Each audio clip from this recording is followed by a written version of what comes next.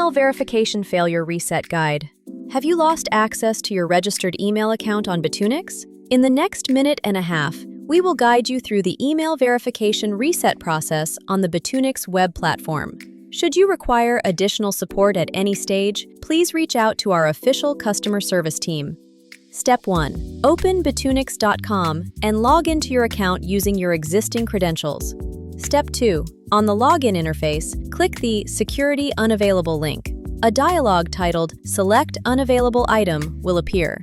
Tick the email checkbox to indicate that your email is inaccessible, then click Submit to enter the reset workflow. Step 3. To confirm your identity, the system will request verification through your originally bound Google Authenticator. Open the app on your mobile device, locate your Bitunix entry, and enter the 6-digit code shown. Click Submit to complete this verification stage. Step 4. The Reset email window will appear. Enter your original email address in the first field. Then, enter your new email address in the second field. Click Get Code to receive a verification code at the new email address. Once received, input the code into the new email verification code field. After confirming all details are correct, click Next to submit your application. Step 5.